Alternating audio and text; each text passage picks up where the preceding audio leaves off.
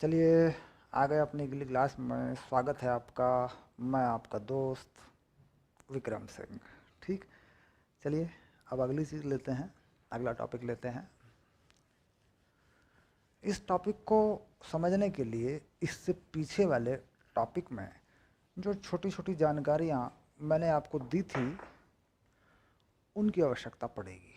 ठीक। तो यानी कि अगर आप डायरेक्ट इसी टॉपिक को देख रहे हैं, ठीक, तो ये फिर समझ में आना थोड़ा सा मुश्किल हो जाएगा, है ना।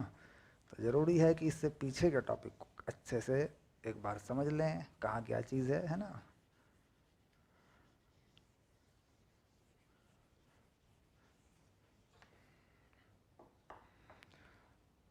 तो बोर्ड की सफाई करते हैं पहले, है ना। देखो, ये कपड़े से कर देते हैं थोड़ा सा, कपड़े के टुकड़े से इसको साफ कर दिया जाए है। चलिए, हो गया है। चलिए, अब बात करेंगे प्रणोदित दोलन। प्रणोदित दोलन तथा अनुनाद, ये पाठ्य पुस्तक के अकॉर्डिंग हम चल रहे हैं। यह है 14-10, टॉपिक का नाम 14-10 नंबर से आता है और यह है प्रणोदित दोलन। इसको अच्छे से समझना है क्योंकि इसका काम है डेली लाइफ में भी। तथा अनुनाद, अनुनाद को लेकर के भ्रांति रहती है भाई। बच्चे अक्सर जानना चाहते हैं कि अनुनाद क्या है। दोलन तो आप समझ रहे हैं, और जो प्रणोद है, प्रणोद का मतलब होता है कि कोई बल लगाया जाएगा। प्रणोद को बल बोल देते हैं। ठीक। फोर्स्ड वाइब्रेशन, बल कोई लगा के कोई पूर्ति करने के लिए कोई बल लगाया जाएगा तो इसे प्रणोद बोल देते हैं। दोलन के बारे में आप जानते ही हैं। अनुनाद, ठीक। तो क्या लिखते हैं अनुनाद को? जब दो या दो से अधिक वस्तुएं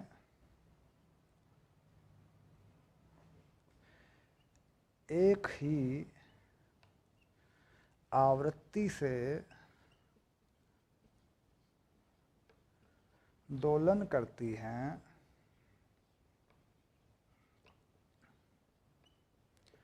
तो इस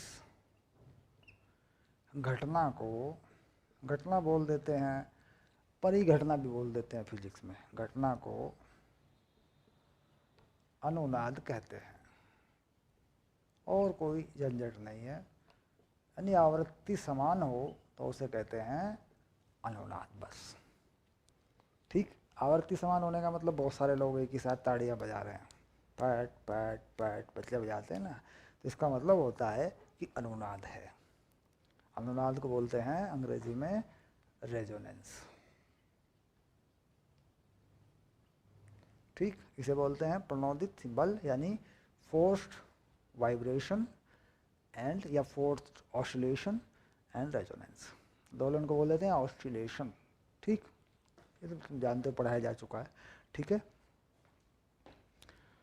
तो कुल मिला के ये टॉपिक है। ठीक ठीक। अब इस कुछ समझने के लिए थोड़ा सा पीछे जाना पड़ेगा और पीछे वाले टॉपिक से हमें एक समीकरण लिखना पड़ेगा। पहले हम देखते हैं कि व्यवहारिक जीवन में ये चीज़ कैसे होती है, प्रैक्टिकल कैसे कर सकते हैं इसका।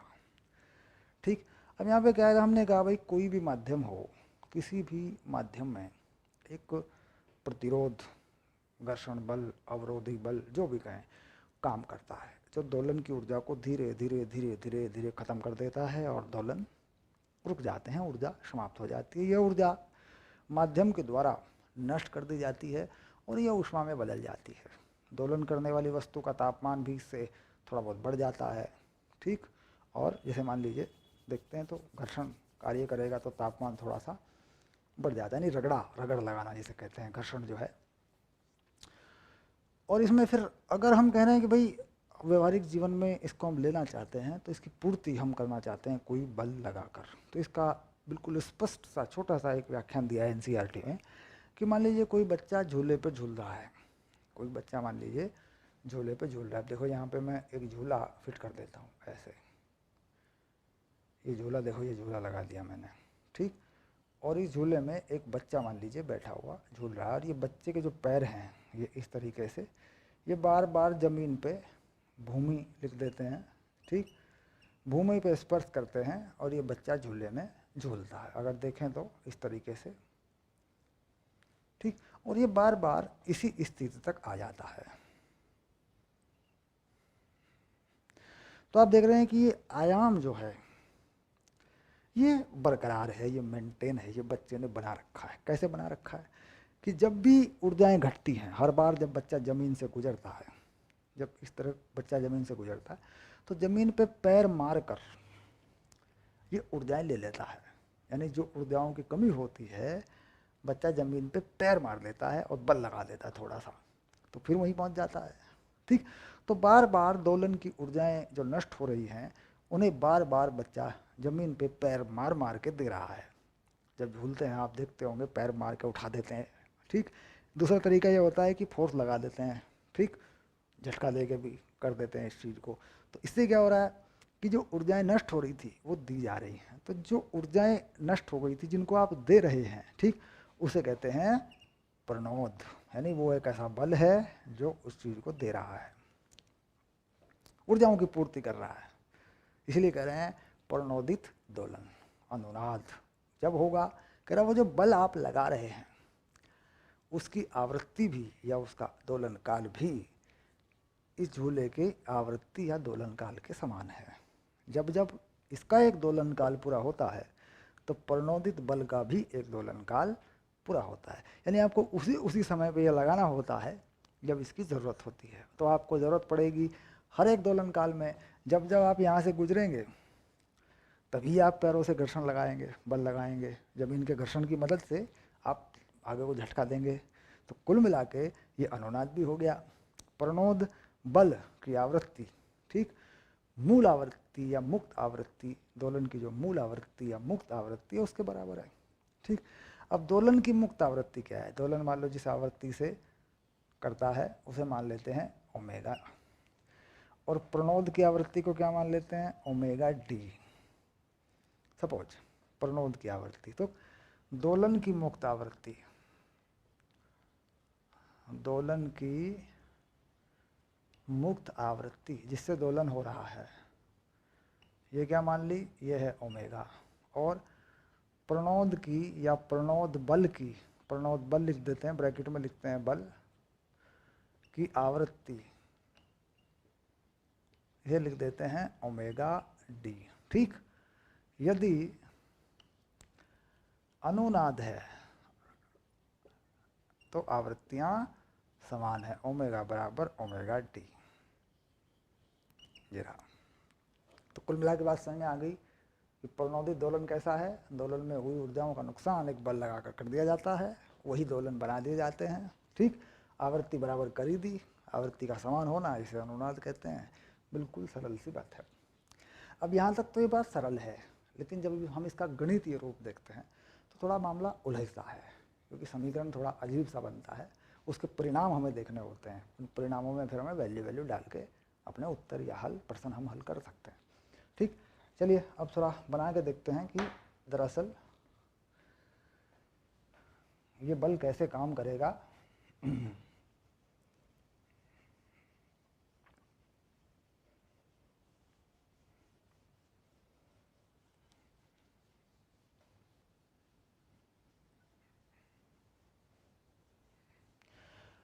अब कह रहे साहब प्रणोद बल किस तरह का होना चाहिए?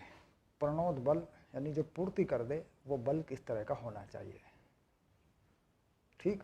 तो कह रहा जी प्रणोद बल जो है एफ डी इस तरह से कर सकते हैं, F not cos omega D T, कह रहा ये लगा सकते हैं साहब, कॉस लगा लें साइन लगा लें कोई फर्क नहीं पड़ता, वो तो सरलावर्त गति है। कह रहा ये बल है साहब, बिल्कुल उसी तरीके से सरल आवर्त गति करता हुआ ये बल है। ये आपको लगाना पड़ेगा पूर्ति करने के लिए, ये आपको लगाना पड़ेगा पूर्ति करने के लिए, ठीक। पूर्ति करने के लिए यानी ऊर्जाओं का नुकसान है उसकी पूर्ति करनी पड़ेगी, और यह बल आपको इस तरीके से लगाना पड़ेगा कि पूर्णतया सरल आवर्त गति होती रहे, सरल आवर्त गति पूर्णतया बनी रहे, जबकि पहले से वह गति एक अवमंदित गति है। यानी पहले से अगर देखें तो गति कुछ इस तरीके से है, M D two X by D T square plus B D X by D T. देखो पिछले वाला याद आ गया ना मामला, के एक्स। कह रहा जी ये गति पहले से ही है और यह एक अवमंदित गति है, यह हमें पता है। इसमें आयाम धीरे धीरे धीरे धीरे खत्म हो जाएगा, इसको खत्म नहीं होने देना है, इसको खत्म नहीं होने देना है। तो कह रहा बल हमें इस तरीके से लगाना है कि ये आयाम को खत्म ना करे, इसको प्रणोदित बल द्वारा हमें समायोजित करना है, यानी बराबर कर देना है इसके। तो यहाँ से हटा के क्या लगा देना है, प्रणोदित बल लगा देना है, यानी F not cos omega D T. ठीक, सब बल ही तो हैं, ये बल है। कह रहे थे बल शून्य था पहले, कह रहे बल शून्य मत करो, अगर बल शून्य कर दिया रुक जाएगा टोटल परिणाम जो है बल का। एक बल लगा लो जिससे कि दोलन बनता रहे, होता रहे। तो ये बल लगाने का मतलब ये हो गया कि अब जो आवृत्ति है वो बनी रहेगी, जो भी आवृत्ति है वो बनी रहेगी और जो आयाम है वो बना रहेगा। अब आयाम में नुकसान नहीं होगा, यह बल उसकी पूर्ति कर देगा। अब कह रहा जी आयाम क्या था पहले, अगर पहले देखें तो आयाम था ए नॉट ई की power minus B T by M. तो आप देख रहे हैं कि ये घटता हुआ आयाम था। कह रहे जी अब नहीं होगा ये घटता हुआ आयाम, क्योंकि आपने बल लगा लिया है। ठीक, अब कितना आयाम होगा। अब अगर आयाम अब देखें, ये तो पहले वाला आयाम है, इसको हटा दो, अब नया आयाम क्या होगा।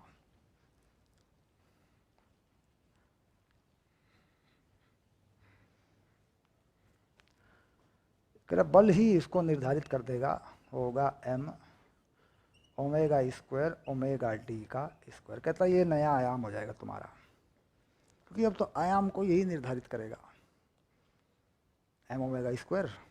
ठीक, ये तुम्हारा आयाम हो जाएगा। कह रहा ये आयाम आपने निकाल कैसे दिया, ये आयाम आपने निकाल कैसे दिया।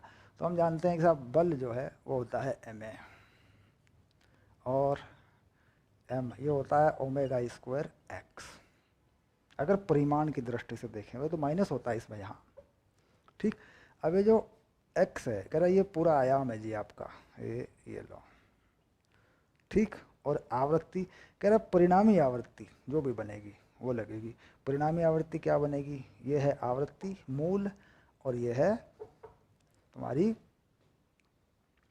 वो आवृत्ति जिससे प्रणोद हो रहे हैं। ठीक, यानी जिससे प्रणोदित बल आवृत्ति चला रहा है। ठीक, ये आ गया। अब इसके बाद ये आयाम मिल जाएगा आपको। कह रहा ये जो आयाम है, ठीक, ये अगर ओमेगा और ओमेगा डी बराबर हो जाए तो अनंत हो जाएगा, ये इन्फिनिट हो जाएगा, जो कि हो नहीं सकता। ठीक, तो यहाँ इसके साथ आपको समीकरण के हल में से एक चीज़ और लगानी पड़ेगी जो कि सिर्फ इस पर डिपेंड करेगी, ओमेगा डी स्क्वायर पर। तो ये लिख लेते हैं आप, यह है omega D square B square, ये आ गया देखो, और इसका वर्गमूल आपको लगाना है एम स्क्वायर। ये पूरा बना के दूंगा, ये फार्मूला याद नहीं रहता ना। हाँ, और ये इसका स्क्वायर भी लगना है ऐसे। अब आ गया देखो, स्क्वायर के अंदर स्क्वायर है, ठीक, और इसका वर्गमूल भी लगेगा। ये पद दरअसल जो आया है ये इसके हल से आया है, इसका हमारे पास हल नहीं है। हमने यहाँ मोटा मोटा अंदाजा तो लगा दिया कि साहब ओमेगा स्क्वायर एक्स है, तो ये जो दरअसल ओमेगा है, ठीक, यही वो पूरा ओमेगा स्क्वायर है जो परिणामी आवृत्ति बनती है। तो इसे हटा लो, फार्मूला भी समझ में आ गया आपकी। एम ओमेगा स्क्वायर ए की वैल्यू है एफ नॉट, ये रहा। अब एफ नॉट जो है बल हो गया, और इसमें जो यहाँ फाई लिखते हैं, यहाँ एक कलांतर अगर लगा रहे हो तो वो फाई भी आ जाएगा, देखो वो भी मिल जाएगा आपको। तो 10 फाई की वैल्यू प्रारंभिक कला जो है वो भी मिल जाएगी। गणित की दृष्टि से इसको हम हल नहीं कर सकते क्योंकि बहुत बड़ा हल हो जाएगा इसका, ओमेगा डी एक्स नॉट।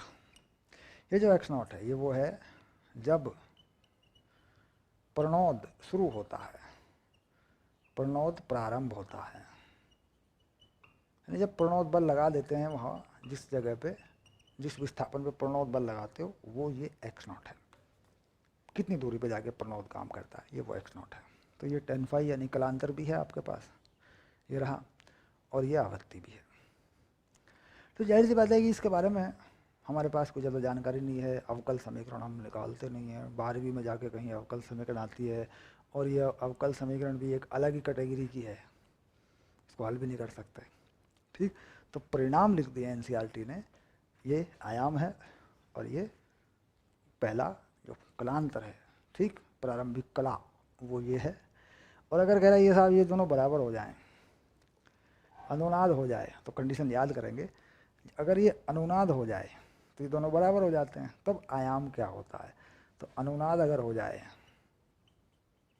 यानी ओमेगा बराबर ओमेगा डी हो जाए, इसको याद करना है, इंपॉर्टेंट चीज़ है ये। तो देखो ये चीज़ हट जाएगी, ज़ीरो हो जाएगी, जब ये दोनों बराबर हो जाएंगे तो ये बचेगा, तो इसमें आयाम बचेगा एफ नॉट और ये रूट हट जाएगा ओमेगा डी बी, ये है अधिकतम आयाम। अधिकतम आयाम यानी अधिकतम आयाम कब प्राप्त होगा, जब अनुनाद होगा, और वो कितना होगा, एफ नॉट बटे ओमेगा डी बी। ठीक, अब यहाँ पर आता है प्रभावी आवृत्ति क्या है। हमने यहाँ दूसरी चीज़ आती है, समझना होता है कि भाई हमने इसमें ये चीज़ क्यों लिख दी, हम यहाँ पे हमने ओमेगा तो नहीं लिखा। ठीक, कह रहे जो प्रणोदित बल है, जो हम प्रणोदित बल लगा रहे हैं, उसी की आवृत्ति से ये बाद में आवर्त काल या दोलन करने लगता है। जिसकी मूल आवृत्ति होती है उसको धीरे धीरे खो देता है। ठीक, यानी जो बल लग रहा है उसी की आवृत्ति से फिर दोलन होने लगते हैं। जैसे हम लोग झूले में झूल रहे हैं तो अपनी आवृत्ति से ही बाद में दोलन होने लगते हैं। ठीक, तो इसलिए प्रभावी आवृत्ति बल की ही आवृत्ति होती है। ठीक, तो ये कुछ छोटी छोटी चीज़ें थी, ये आपने कर दिया। अब हम इसको ज़्यादा डिस्कस नहीं करने वाले, क्योंकि ये दरअसल बियॉन्ड द स्कोप, गणित का इसमें रूप है। हमें बस देखा अधिकतम आयाम ये होगा, मुख्य आयाम ये है, ये आयाम तब होगा जब अनुनाद होगा, सूत्र तैयार है। यहाँ प्रारंभिक कला है वो यहाँ से निकल जाएगी, t0 पर कहाँ से प्रणोद बल शुरू होता है, ये x0 है। ठीक, ये वो वेग है जहाँ पर प्रणोद लगता है। ठीक, ये vd wd आप समझ ही रहे हैं, प्रणोद की बल की आवृत्ति है, इसी लग गई, इसे भी मिल जाएगा। पर दैट ऑल की सवाल इस पे कहाँ बनता है, तो सवाल अगर बनेगा इस पे तो यहाँ बनेगा, देखना अधिकतम आयाम, प्रणोदित बल का आयाम यानी प्रणोदित बल अधिकतम कितना है, उसकी आवृत्ति क्या है, और बी अवमंदन नियतांक। ठीक, इस समीकरण में जो लगता है यानी जो अवमंदन पैदा करता है, इसको पकड़ के रखना है, इसी को याद भी कर लेना, लिख लेना है, बाकी सवाल बनता नहीं। सवाल पढ़ के आ जाए तो इस पे लगेगा, इम्पॉर्टेंट है, ये बात कंफर्म हो गई, नीट वगैरह में आता रहता है, आएगा इसी पे। ठीक, तो ये हो गया हमारा प्रणोदित। बाकी एनसीईआरटी में दे सकते हैं, पढ़ सकते हैं पूरी कहानी, पता पढ़ने का टाइम कहाँ होता है इतना, क्योंकि ऐसी चीज़ों को जिनमें मतलब मैथमेटिक्स लगा दिया उनके लॉजिक ढूंढ लेते हो बस। हमें ये करना है कि एनसीईआरटी का कोई लॉजिक हमसे छूट ना जाए, तो लॉजिक ढूंढ लिया हमने इसका। ठीक, लॉजिक इसमें यही है। ओके, डन, चलिए।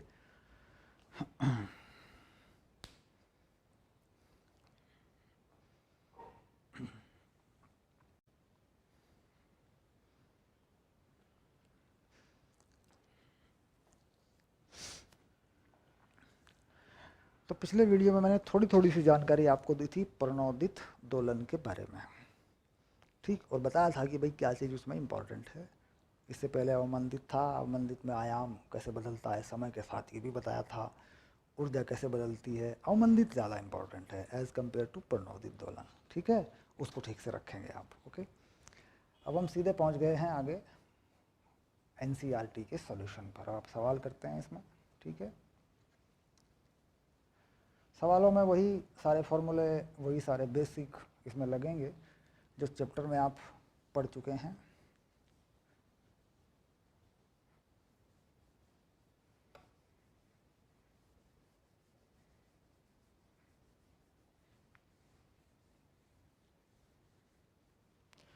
तो अब हम शुरू कर रहे हैं एनसीईआरटी सॉल्यूशन।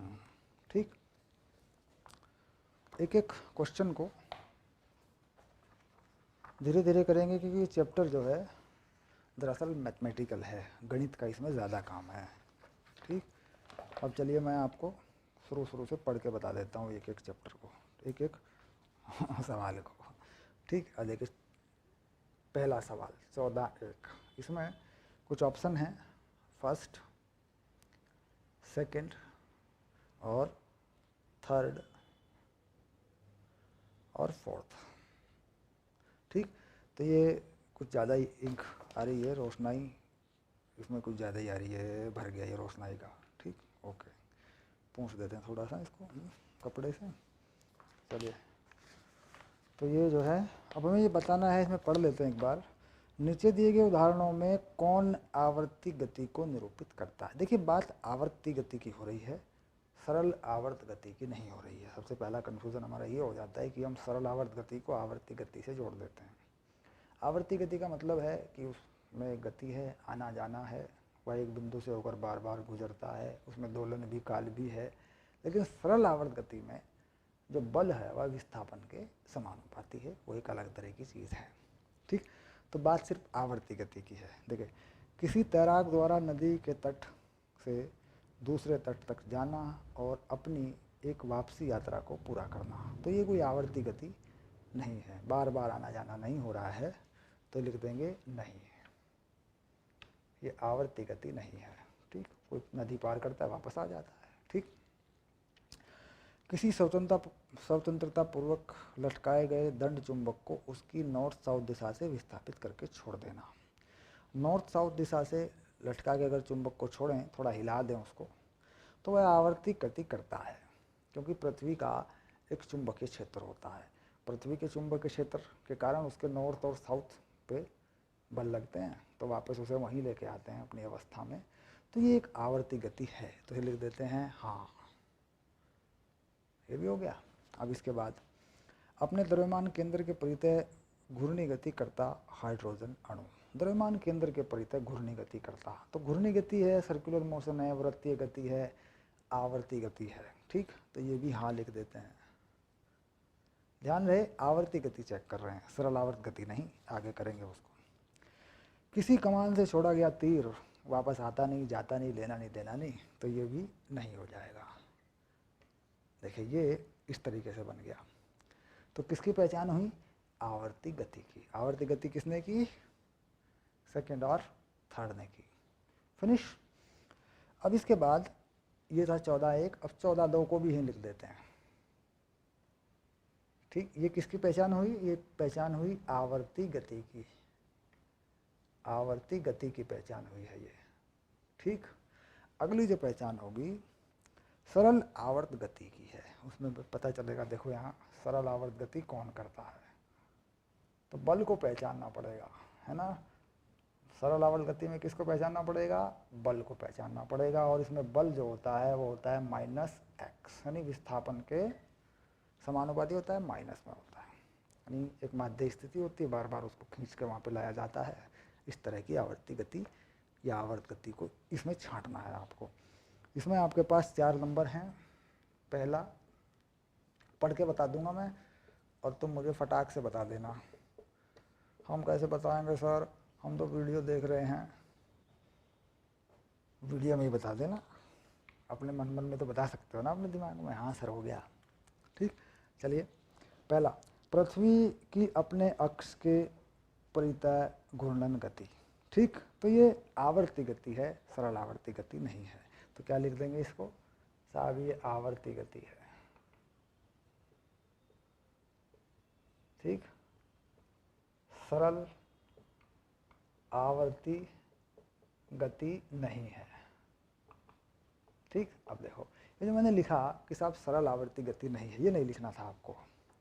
आपको बस यही बता देना है कि कौन सी गति है, आवर्ती है या सरल आवर्ती गति है, ये आपको सिर्फ यही बताना है और कुछ नहीं। ठीक, सिंपल। अब दूसरे वाला पढ़ लेते हैं। किसी यू नली में दोलायमान पारे के स्तंभ की गति है। तो तुम जानते हो, यूट्यूब में तुमने बना रखा है, तो कैसी है वो? वह है सरल आवृत्ति या आवृत।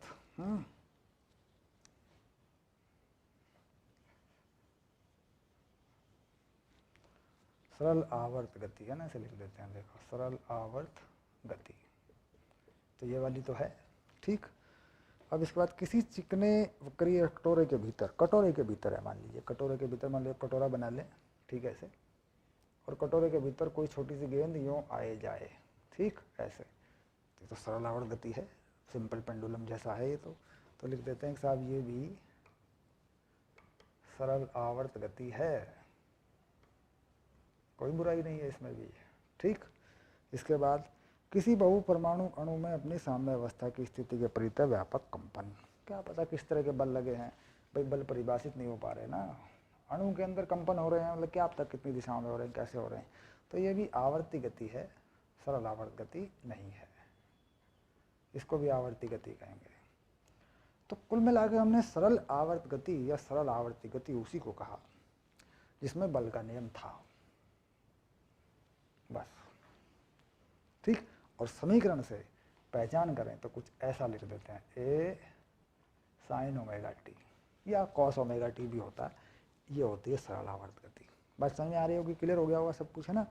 तो दूसरा सवाल जो है और पहला सवाल दरअसल सरल आवर्त गति या आवर्ती गति इनको पहचानने पर था।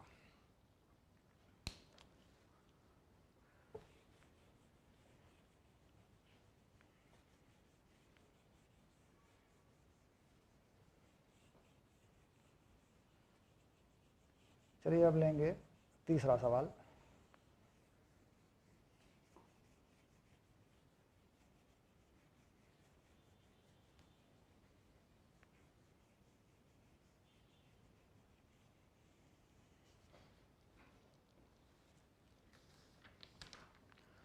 क्वेश्चन नंबर 3,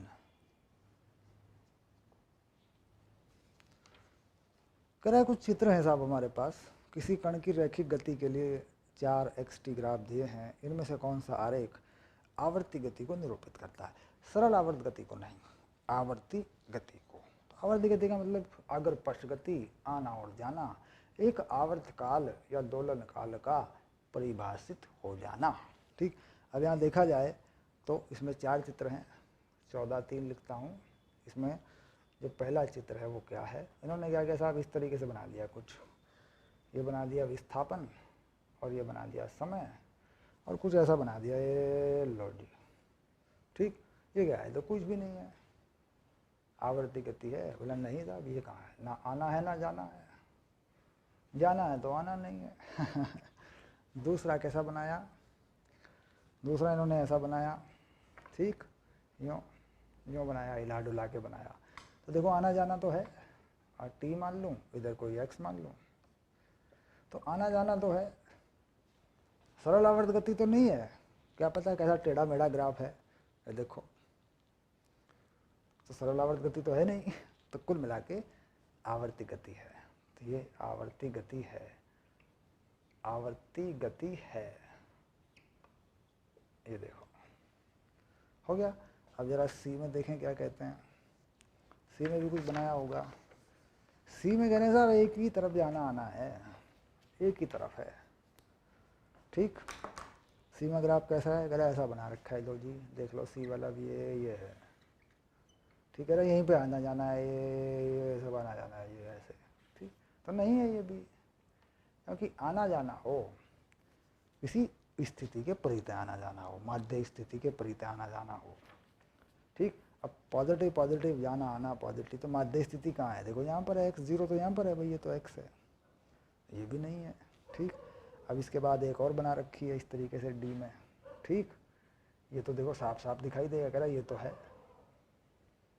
तो ये तो है, ये तो आवर्ती गति है, लिख लो आवर्ती गति है, पक्का साफ दिख रहा है इसमें, तो जरा देखो, ठीक। चलिए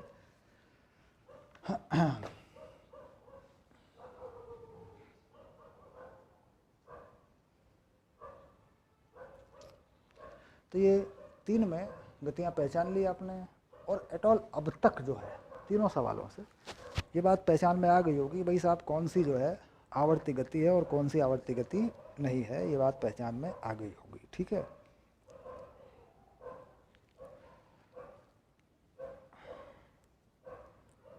माइक्रोफोन क्लिप, ठीक करते हैं, थोड़ा मजबूती से इसको बांधते हैं।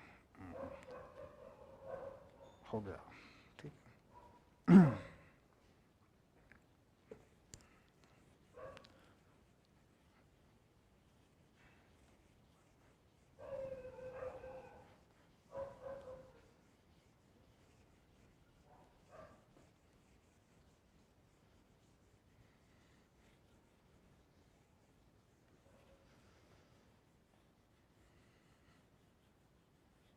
चलिए थोड़ा आगे बढ़ते हैं, सवाल नंबर 4 की तरफ चलते हैं।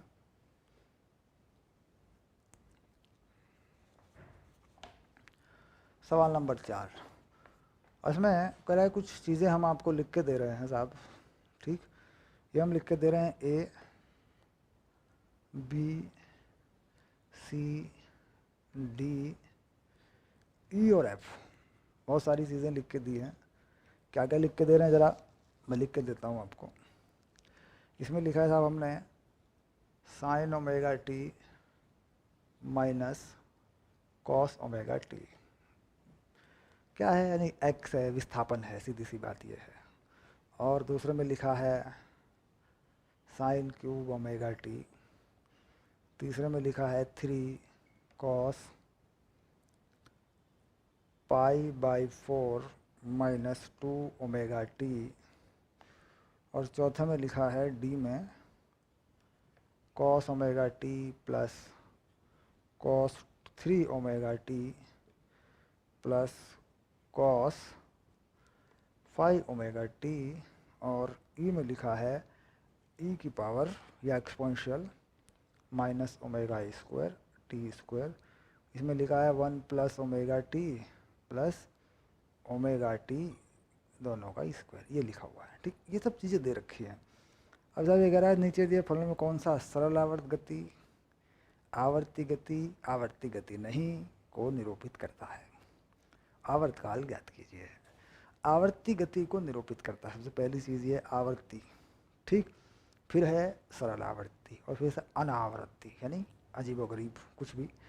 तो यहाँ साफ साफ दिख रहा है कि साहब ये जो दो फलन है नीचे वाले, इनमें कुछ भी नहीं है। साइन या कॉस हो, ठीक, आवर्ती, ठीक, सरल आवर्ती है ना, तो ये तो कुछ भी नहीं है। तो ये कैसी गति हो गई, ये हो गई अनावर्ती। ये लो, सबसे पहली पहचान तो इन्हीं कर देते हैं। ये लो, इनमें कोई साइन कॉस का फलन नहीं है। अच्छा, ऊपर वाले में देखें तो इसमें सरल नहीं है, आवर्ती तो है, कॉस कॉस तो हैं सारे, आवर्ती तो है, सरल नहीं है। तो इसका मतलब इसे आवर्ती कर देते हैं। ये लो, ठीक। अच्छा, इसमें बस एक ही कॉस है, ओमेगा टी भी है, चाहे वो 2 ओमेगा टी हो चाहे कुछ हो, कोई मिश्रण नहीं है गतियों का। और कॉस भी है, कोई कलांतर है वो हो सकता है। तो कह रहा है ये है सरल आवर्ती गति, ये तो है।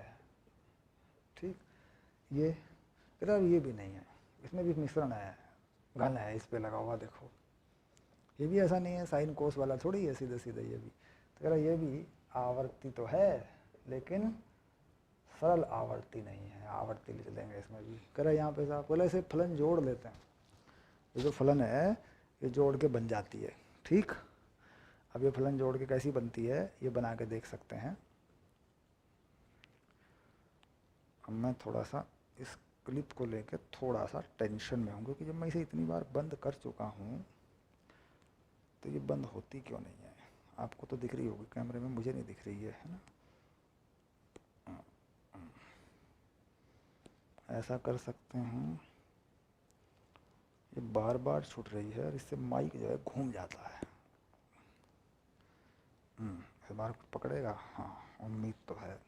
ठीक, ये जो तार यहाँ से खिसक जाती है, ये ओ हो ये है समस्या। तार यहाँ से खिसक जाती है,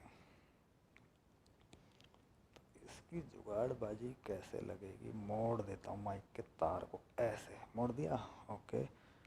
और अब इसको यहाँ फंसा देता हूँ ऐसे। अब मुझे लगता है कि अब नहीं करेगा, ओके डन, अब नहीं खिसकेगा। हाँ लगे टेक्निक लगा दी, लपेटा मार दिया, समझे, फिजिक्स लगा दिया, फिजिक्स। चलो ठीक है, तो अब ये कह रहे हैं साहब ये गति सरल आवर्त गति है। कैसे? साइन है, कोस है, और साइन और कोस का कोई योग होता है अगर, तो उसे गणितीय विधि से आप जोड़ घटा के लिख सकते हैं। तो इसका मतलब ये भी सरल आवर्त गति है। ये देखो ये रही। अब क्या कह रहे हैं साहब, इनके आवर्त काल क्या है? तो आवर्त काल जो है यहाँ लिख देते हैं सबके, देखो ऐसे सामने है, जिसका है उसका लिख देते हैं, जिसका नहीं है उसका नहीं लिखेंगे। उसका कहाँ से लिखेंगे भाई, जिसका आवर्त काल है ही नहीं। ठीक, इसका कुछ है ही नहीं, लो कुछ नहीं मिलेगा इसमें, तो इसका तो कोई आवर्त काल है ही नहीं, ना ये आवर्ती है ना सरल आवर्ती है। अब यहाँ पर क्या देखते हैं साहब इसमें कि सबसे ज़्यादा जो आवर्त काल है वो इसका है, क्योंकि आवर्त काल का बेसिक सूत्र है 2π/ω। ठीक, तो यहाँ पे 2π/ω है, 2π/3ω है, 2π/5ω है, तो इसका आवर्त काल 2π/ω ही रहेगा, यानी ज़्यादा वाली वैल्यू रहती है, क्योंकि ज़्यादा वाली वैल्यू के अंदर बाकी सभी के दोलन भी पूरे हो जाते हैं। अब मान लीजिए इसका थोड़ा सा मैं आपको उदाहरण दूंगा, कन्फ्यूजन होता है, बोला सर ये कैसे होता है। मान लीजिए मेरे पास 3 गतियां हैं, देखो ऐसे, एक का दोलन काल ये है, दूसरी का ये है, तीसरी का ये है। ठीक, तो मुख्यतः गति का दोलन काल क्या है? कह रहा जी इस वाले का है, क्योंकि इसमें इन सभी के 1 2 3 4 दोलन पूरे हो जाते हैं, तो इसी का दोलन काल मान्य रखता है। ठीक, तो अधिकतम दोलन काल को ही दोलन काल, मुख्य दोलन काल परिभाषित कर देते हैं। ठीक, अब इसमें देखें तो इसमें कितना है, ओमेगा की जगह पे 2π, यानी 2ω है, तो इसका कितना हो गया, इसका हो गया 2π/2ω। ले लो, अब 2π/2ω, 2 तो हट जाएगा, तो कितना लिख दो फिर इसको बताओ। इसको लिख देता हूँ π/ω, सिंपल। ये इसका, इसमें भी आएगा ओमेगा का एक पद, एक इसमें 3ω का पद भी आता है, तो वही कर दो, ज़्यादा से ज़्यादा वाला ही कर दो, 2π/ω। और ये भी सेम है, 2π/ω ही है, ये भी साफ दिख रहा है, ओमेगा ही तो है इसमें। इसमें कोई 2ω का पद या 3 होता आता ही नहीं है, ये सरल गणितीय रूप से जोड़ दिया जाता है इसको। अब यहाँ ये चीज़ आती है साहब, इसको गणितीय रूप से कैसे जोड़ते हैं, सवाल जोड़ते हैं, बाकी चीज़ें तो कुछ है नहीं। एक आप कह रहे हैं इसको कैसे सरल करते हैं, क्योंकि देखो तो सरल है, इसमें तो कोई दिक्कत है ही नहीं, इसको सरल हम कर नहीं सकते, ये छोटा मोटा नहीं है, तो लंबा चौड़ा है, अलग अलग लिखा है। कह रहा इसको भी इस फॉर्म में ला सकते हैं, अलग अलग करके दिखा सकते हैं। तो इसका विस्तार कर लें और इसका विस्तार कर लें, इसको एक बना लें, इसको देख लें कि इसका विस्तार क्या है, बस 2 बातें बची हैं हमारे पास, बाकी सारी चीज़ें ठीक हैं। चलिए, आवर्त काल तो आपने निकाल ही दिया सबका, अब इनका विस्तार करके देख लेते हैं साहब।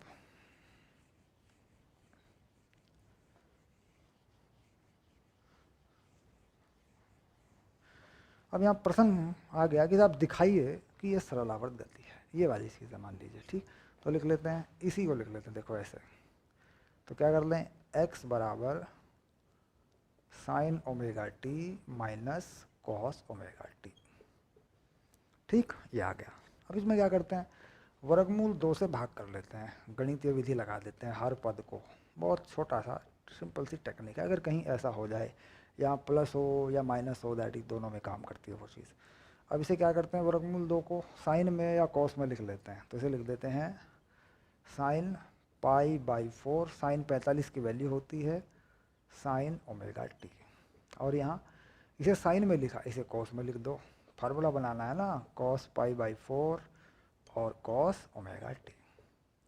ठीक, अब देखो साइन है साइन बी, कॉस है कॉस बी, बन गया फार्मूला। और इसे कॉस में लिख दो, इसे साइन में लिख दो, तब भी बन जाएगा। बदल के लिख दूं, फार्मूला बन गया cos a + b का।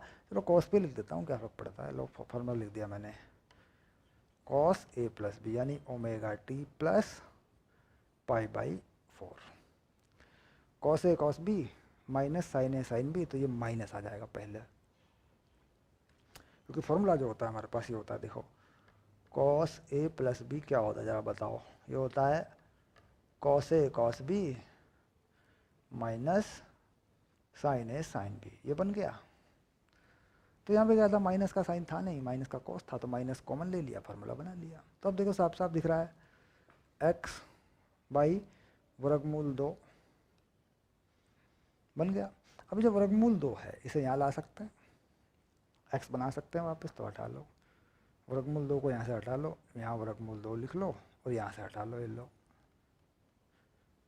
ये भी हटा लो, ये लो, इसे यहाँ लिख दो, ये रहा एक्स। और यहाँ क्या था, एक माइनस था, माइनस भी लगा देंगे, पूरी तरह लगा देंगे, लो एक्स इक्वल टू माइनस। तो ये जो है तुम्हारा फंक्शन तैयार हो गया। अब यहाँ पर जो ये वर्गमूल है, वर्गमूल 2 है, ये इसका आयाम है। तो आयाम क्या है इसका, गति का आयाम है इसका वर्गमूल 2, एक ही जगह पे लिख रहा है देखो। और इसका ओमेगा, ओमेगा ही है। इसमें फाई क्या है, कलांतर क्या है इसमें, फाई वो है पाई बाई 4, ये रहा इसमें कलांतर। यह गति कोस में माइनस की तरफ है, यानी माइनस कोस से शुरू होती है। वो ठीक है, वो तो हो सकता है माइनस प्लस तो दोनों हो जाते हैं, ये दो चीज़ें हैं इसके अंदर, ठीक। अब दूसरी चीज़ है भाई, इस वाले का विस्तार कैसे करें। अब ये तो कर दिया तुमने विस्तार, ये लो, ठीक, ये लो, हटाओ इसको। अब दूसरे वाले का विस्तार करके दिखाता हूँ, कहीं पे मतलब दिख जाए तो दैट इज़ कि बच्चा लगता है तो पता नहीं क्या है सर जी, कहाँ से आ गया पता नहीं। तो गणित में फिर आगे जाकर थोड़ा थोड़ा सा, जब जेई नीट लेवल पे करते हो तुम लोग, तो तुम्हें ये फंक्शन जो है पहले से ही दिखा दिए जाएँ, एक बार बता दिए जाएँ थोड़ा सा कि इसका विस्तार कैसे होता है, ठीक है। अब इसका विस्तार कर लेते हैं, तो लिख लेते हैं इसको, अभी तो एक्स तो है ही, ये विस्थापन तो है ही, तो साइन क्यूब ओमेगा टी। तो फॉर्मूला क्या होता है इसका, इसका होता है साइन 3 थीटा, तो ये होता है 3 sine theta minus 4 sine cube theta. Theta को लिख लेते हैं ओमेगा टी, ये लो, थीटा को क्या लिख देते हैं, ओमेगा टी। तो ये इक्वेशन का रूप बदल जाता है, साइन 3 ओमेगा टी, देखो 3 थीटा है, 3 साइन ओमेगा टी थीटा है, 4 साइन क्यूब ओमेगा टी, ये रहा सिंपल। तो इसकी वैल्यू लिखनी है, कितनी आ गई, इसको इधर ले आते हैं, इसको उधर ले आते हैं, तो कितना हो गया 1/4, क्योंकि 4 है यहाँ पे, ठीक, इधर ले आया इसको, इसको उधर ले गया, 3 साइन ओमेगा टी, ठीक, माइनस साइन 3 ओमेगा टी, चाहे देख लो यही आएगा, ये लो, हटा दिया फालतू की चीज़ों में, ये लो, फालतू की चीज़ हटा दी हमने, फालतू का फार्मूला गया, तो ये बन गया। तो ये देखो, ये जो चीज़ हो रही है 3/4 sine omega T minus 1/4 sine 3 omega T, ये आगे देखो दो आवर्त गतियों का ये मिश्रण है अगर देखा जाए तो सरल आवर्ती गति नहीं है, सरल आवर्त गति नहीं है, कैसी गति है, आवर्त गति है ना, आवर्ती कह देते हैं, आवर्ती गति है।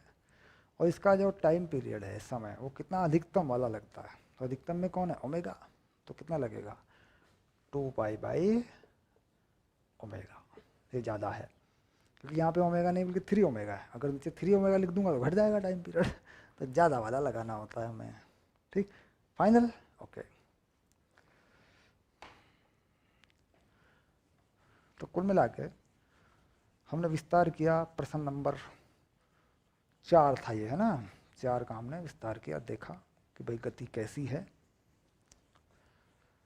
गतियों को पहचानने पर बहुत जोर दिया गया है, एनसीईआरटी ने गति को पहचानने पर जोर दिया है। तो जाहिर सी बात है कि सवाल जो बनता है इस पर, वो गति को आइडेंटिफाई करने पर होता है। आइडेंटिफाई कर लें, गति पहचान लें, ठीक है।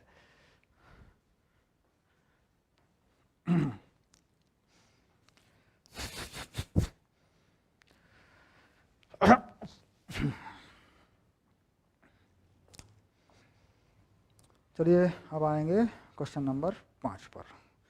अरे बाप रे, मिस कॉल आए पड़े हैं यार।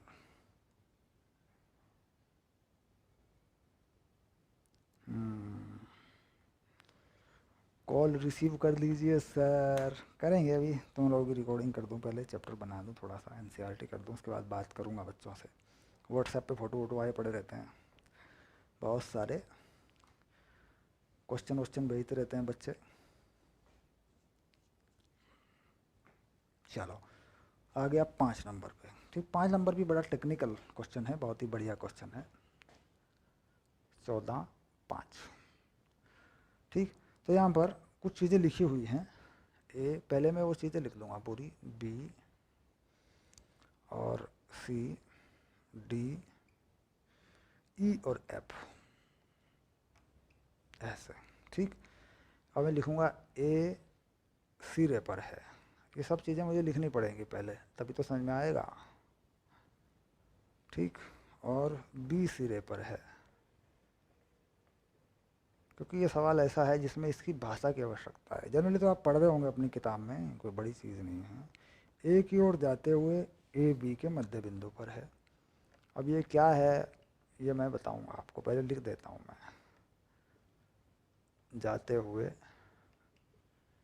ए बी के मध्य बिंदु पर है। ठीक, ये आ गया। डी में ए की ओर जाते हुए बी से 2 सेंटीमीटर दूर है। ए की ओर जाते हुए बी से 2 सेंटीमीटर दूर है। बहुत ही बढ़िया सवाल है। अभी पूरा सवाल बताऊंगा एक बार।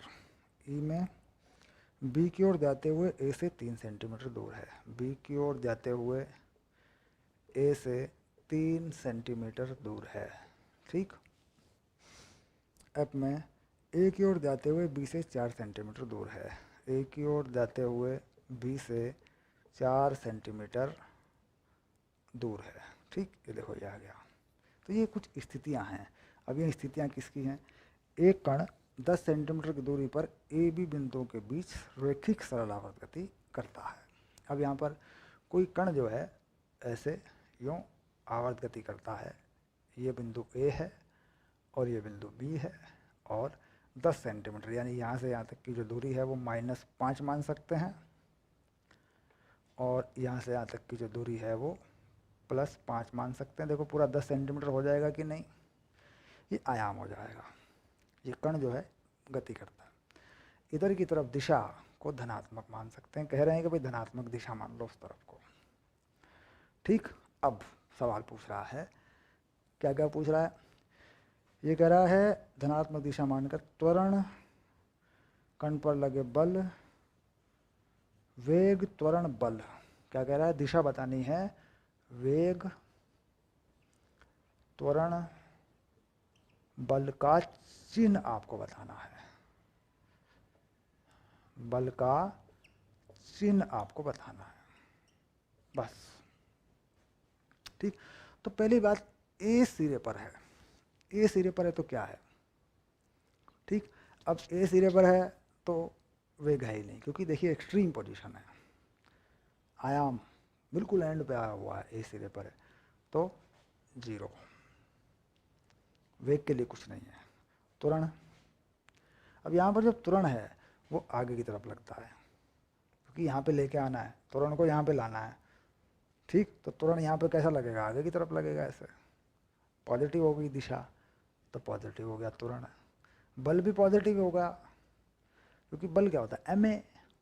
अब ए पॉजिटिव तो बल भी पॉजिटिव हो गया, पहला हो गया। ठीक, अब यहाँ से इसे हटा लो, कन्फ्यूज़न हो जाएगा वरना। दूसरे में आ जाओ, बी सिरे पर है तो बी सिरे पर क्या देखे? यहाँ पे भी एक्सट्रीम पोजीशन है, सबसे दूर गया हुआ है, तो वेग यहाँ पे भी 0 है, यहाँ पे भी रुकेगा, वापस आएगा बस अब, तो यानी वेग यहाँ पे भी 0। ठीक, त्वरण, यहाँ पे देखो, यहाँ पे बल इधर को लगना है, बल हमेशा माध्य स्थिति की तरफ रहता है। अब ये यहाँ चला गया तो बल इधर को ही लेना है, तो माइनस हो गया। बल त्वरण दोनों माइनस, ये भी काम हो गया। आगे चलो। ठीक, अब देखो ए की ओर जाते हुए ए बी के मध्य बिंदु पर। अब ए बी का मध्य बिंदु ये रहा और ए की ओर जाते हुए है। ठीक, तो वेग की दिशा कैसी होगी? वेग की दिशा ए की ओर जाते हुए, तो माइनस हो गई वेग की दिशा। ये लो, त्वरण क्या होता है यहाँ पे? त्वरण क्या होता है? त्वरण होता है विस्थापन पर बल निर्भर करता है। त्वरण होता है, सरलावत गति में त्वरण होता है माइनस ओमेगा स्क्वायर एक्स ही होता है। ये याद आया अपने को, ये देखो ये होता है। ठीक, तो जीरो हो गया। ठीक, त्वरण जीरो, बल जीरो, यानी जीरो जीरो, वेग त्वरण बल। ठीक, आगे हटा लो इसको। ठीक, आगे, क्योंकि यहाँ पे हमें कुछ लिखना है। ए की ओर जाते हुए बी से 2 सेंटीमीटर दूर है। ए की ओर जाते हुए है, इसे हटा लो, इसे हटा लो। ए की ओर जाते हुए ये रहा, देखो ए की ओर जाते हुए, तो जब इधर होता है तो त्वरण का मान, बल का मान उधर होता है, तो यानी इस पे ए इस तरफ को होता है ऐसे। तो ए पॉजिटिव, बल पॉजिटिव, और जा रहा है उल्टी दिशा में, तो वेग नेगेटिव, तो माइनस प्लस प्लस, ये लो वेग त्वरण बल। क्योंकि जब जब भी माइनस में होगा तो बल उधर को होगा, जब जब प्लस में होगा बल इधर को होगा। ठीक, तो ये भी फाइनल हो गया। इसे भी हटा दें, हटा दिया, लो अब आगे चलते हैं। बी की ओर जाते हुए ए से 3 सेंटीमीटर की दूरी पर, बी की ओर जाते हुए, तो बी की ओर यानी इधर को जा रहा है, और यहाँ से 3 सेंटीमीटर की दूरी पर है। बी की ओर जाते हुए बी से 2 सेंटीमीटर की दूरी पर। देखो इसमें कुछ गलती हुई है। ए की ओर जाते हुए बी से, यहाँ पे चेक करना पड़ेगा, दोबारा दोबारा दोबारा दोबारा दोबारा, इसे हटाओ हटाओ हटाओ हटाओ हटाओ, फिर से पढ़ो। ठीक, ए की ओर जाते हुए बी से 2 सेंटीमीटर दूरी पर, तो यहाँ पर है ए, इस तरफ को, उल्टा नहीं हो जाएगा। बी से 2 सेंटीमीटर ए की ओर जाते हुए, तो वेग कैसा, वेग तो माइनस में ही होगा, तो वेग कैसा हो गया, माइनस। और यहाँ प्लस में एक्स है, तो त्वरण भी माइनस, बल भी माइनस, सब तीनों माइनस है। क्यों, उल्टी दिशा में चल रहा है तो वेग माइनस, प्लस एक्स की तरफ है, पॉजिटिव की तरफ है, त्वरण माइनस पीछे की तरफ, क्योंकि बल हमेशा मध्य स्थिति की तरफ लगना है। ठीक, बल भी माइनस में आ गया। अब ठीक है, अब कह रहा है बी, कंफ्यूज करते हैं ये, बी की ओर जाते हुए ए से 3 सेंटीमीटर की दूरी पर।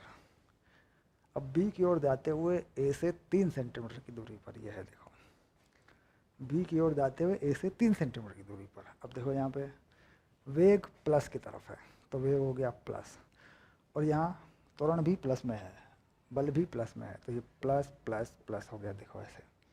ठीक, उसके बाद फाइनल, ए की ओर जाते हुए बी से 4 सेंटीमीटर की दूरी पर, ए की ओर जाते हुए 4 सेंटीमीटर दूरी यहाँ पड़ेगी, देखो ये रहा है। ठीक, तो वेग माइनस की तरफ, बल माइनस, त्वरण माइनस, ये रहा। ठीक हो गया। अब ठीक है ये, अब देखो मिला देते हैं, plus plus minus minus, zero zero, okay done. ठीक, zero plus plus, zero minus minus, minus zero zero, minus minus, plus plus plus, minus minus minus, okay ये देखो। ठीक, एक बार फिर से इस सवाल को देख के इन दिशाओं को कंफर्म करें। ठीक, यानी जब जब प्लस की तरफ है त्वरण माइनस में है, बल माइनस में है, जब जब माइनस की तरफ है त्वरण या बल प्लस में है। गति की दिशा वेग को देख के बताई जा सकती है, किधर को जा रहा है किधर को आ रहा है, वो प्लस माइनस वेग से लग जाता है। ठीक, कुल मिलाकर बुद्धि परीक्षण के लिए अच्छा सवाल था ये।